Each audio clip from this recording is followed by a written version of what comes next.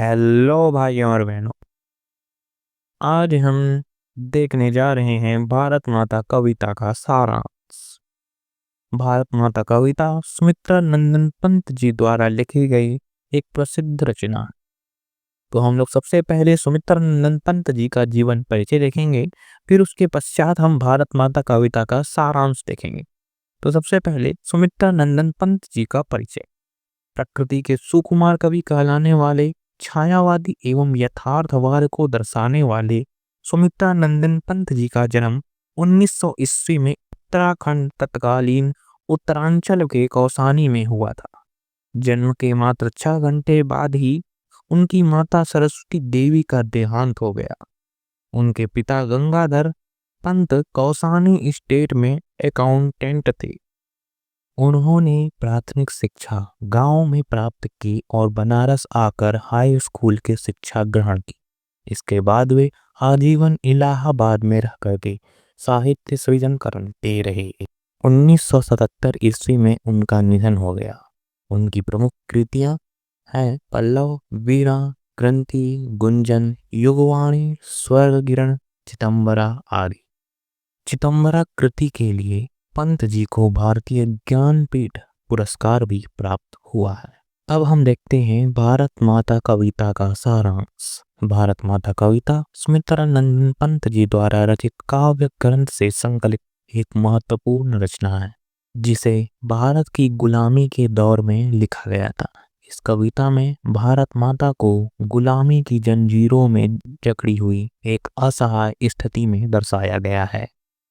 कवि के अनुसार भारत कभी विश्व का सर्वश्रेष्ठ देश माना जाता था, किंतु वर्तमान स्थिति को देखकर यह स्वीकार करना कठिन है। कवि सुमित्रा नंदन पंत जी कहते हैं कि भारत माता गांव में निवास करती हैं, अर्थात सच्चे अर्थों में भारत गांवों का देश है।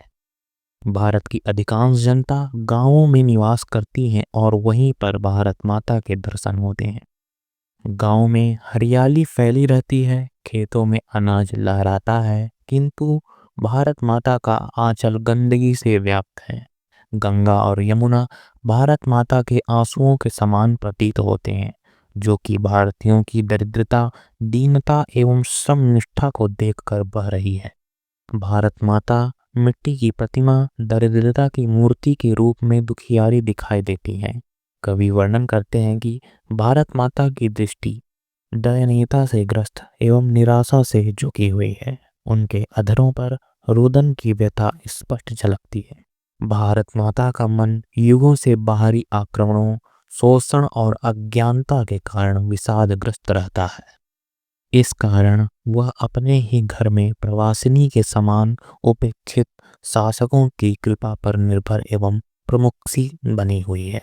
यह भारत माता का दुर्भाग्य ही है। कवि वर्णन करते हुए कहते हैं कि भारत माता की 30 करोड़ संतानें गरीबी के कारण नंगे बदन हैं। वे आधा पेट भोजन पाकर व्यथित, शोषण से ग्रस्त एवं प्रतिरोध करने में असमर्थ हैं। अंधविश्वासों से ग्रस्त होने के कारण वे अशिक्षित और गरीब बने हुए हैं। वे अत्याचारियों के सामने सदैव झुके हुए एवं दबे कुचले रहते हैं।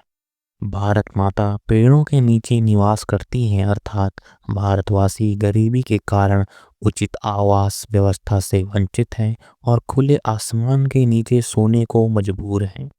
वे अत्याचारी शासकों एवं शोषकों के चरणों में लौटते हैं और उनके गुलाम बने रहते हैं। वे करुण विलाप करते हुए भी धैर्य धारण किए रहते हैं। शरदकालीन चंद्रमा जैसे राहु से ग्रसित होकर धूमिल लगता है, उसी प्रकार विदेशी शासकों के बर्बरता और अन्याय ने भारतीयों की भाग्य रूपी चंद्रमा को सदा के लिए मलिन बना दिया है। प्राकृतिक सौंदर्य से संपन्न होने के बावजूद भारतीयों का जीवन कष्टों से घिरा हुआ है।